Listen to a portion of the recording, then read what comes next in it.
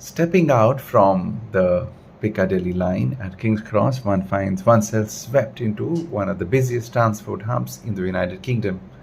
Every day, hundreds of thousands of passengers pass through King's Cross and neighbouring St Pancras International, connecting London with the rest of Britain and mainland Europe through Eurostar peak hours, when the entire junction becomes a stream of moving crowds. London buses roll through constantly, weaving around black cabs and cyclists, navigating dedicated lanes around the station complex and cycling. Looking around, the contrast in architecture is impossible to miss.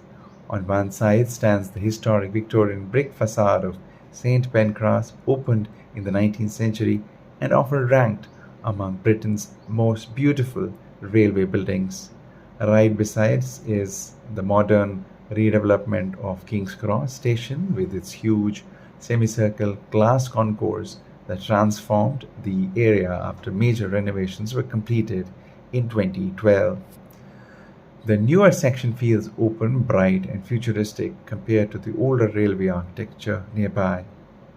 The King's Cross Regeneration project became one of Europe's largest urban redevelopment schemes, turning former industrial land and rail yard into offices, public spaces, restaurants, universities, and luxury apartments. As we continue moving through the area, cyclists pass beside taxis while delivery vans and buses edge through traffic lights. Around the station, glass office buildings now stand beside restored warehouses and historic brick structures, showing how King's Cross blends old London with modern city development. Driving past the station area, the road stretched towards Euston, Camden, and Islington, linking some of North London's busiest neighbourhoods. Even away from the station entrance, the energy continues. Cafés full of commuters, people crossing roads in waves, and trains constantly arriving beneath the streets and platforms around.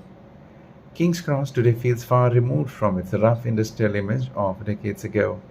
It has become a symbol of modern London, connected, diverse, fast-moving, and constantly changing. Taj Mahal and Tandoori Indian Lounge at the King's Cross reflect London's diversity. South Asian restaurants have been part of London's food culture for decades, serving everything from classic curries to modern fusion dishes for locals, tourists, and office workers alike.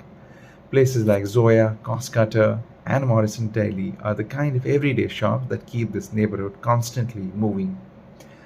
Around King's Cross, you will find a mix of students, commuters, construction workers, and travelers, shopping for quick groceries, coffee, or late night snacks.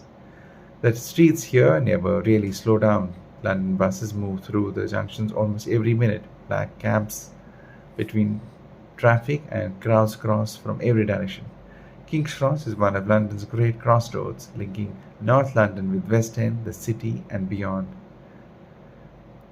Tandoori restaurant is known for its aroma coming out onto the street instantly, and something that stands out. Indian cuisine became deeply rooted in Britain after post-war migration, and today curry is considered one of the country's favorite comfort foods. Just nearby is Pete Manga, one of London's most recognizable grab-and-go chains.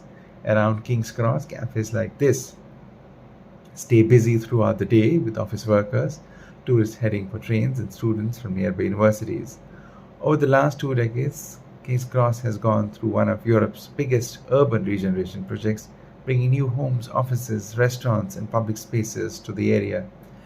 As the road stretches ahead, you can really see how central this location is. From here, routes spread through the heart of central London. It's a neighborhood where historic bricks sit beside modern glass developments.